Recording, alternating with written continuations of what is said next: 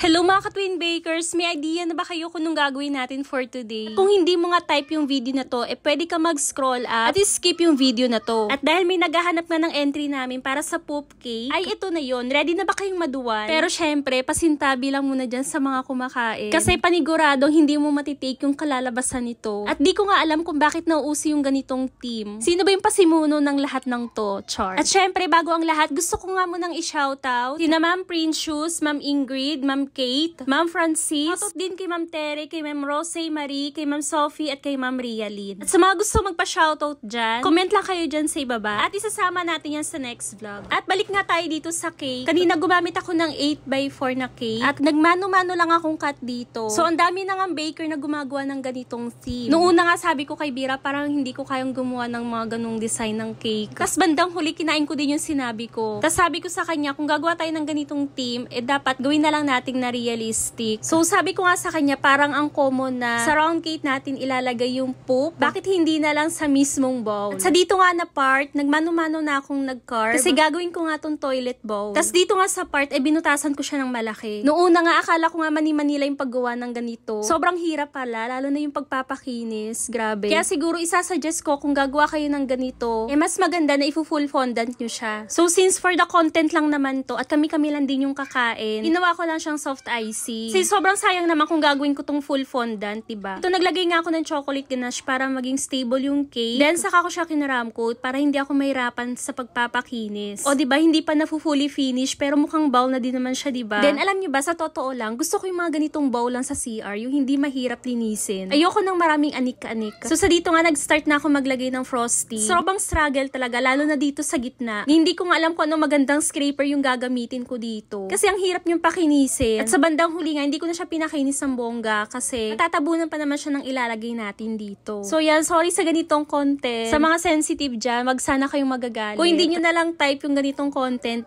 skip nyo na lang. So para sa effect nga ng ilalagay ko dito, gumamit ako dito ng Nox na gelatin. Onti lang yung nilagay ko dito sa water, tapos nag-add din ako ng glucose. Minicrowave ko lang sila saglit, tapos minix. Then saka ako nag-add ng food color na yellow. Medyo alalay nga lang yung paglagay ko dito kasi pangit naman kung masobrahan, diba? Then naglagay din ako ng chocolate flavorade ng Bakersfield. Sobrang onti lang yung nilagay ko dito. And minix ko lang sila para magkaroon ng color effect. May idea naman siguro kayo kung ano to, diba? So hindi ko na siya babanggitin dito sa video. So sa dito nga na-mix ako ulit ng gelatin para sa separate na color. At dito nga maglalagay ako ng cover dito sa gedli ng bowl. Medyo yellowish yung nagawang color ni Vera. Inayos ko lang yung pagkakalagay tapos kinat ko lang yung excess na fondant. At dito na nga tayo sa moment of truth, ang highlight ng video na to. Ready na ba kayong maduwan? Ewan ko nga ba kay Vera, bakit masyado niyang ginawang realistic yung paggawa nito? Kung sa iba icing lang, sa kanya ginawa niya talagang fondant. Yes po, made of fondant po yan. Baka isipin nyo na totoo yan ha. Grabe, ano kaya mararamdaman mo kung reregaluhan ka ng ganitong cake? Tatanggapin mo pa ba or babalik mo sa nagbigay sa'yo nito? Pero siguro wala namang may maglalakas ng loob na umorder ng ganitong cake, diba? Okay lang yung ibang ginagawa ng baker na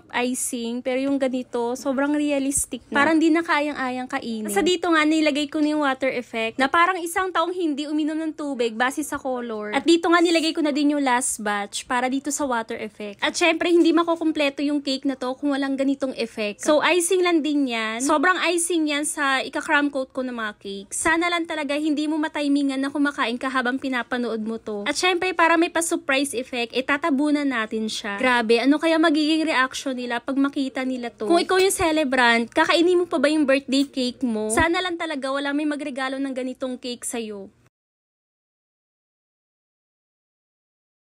Ano?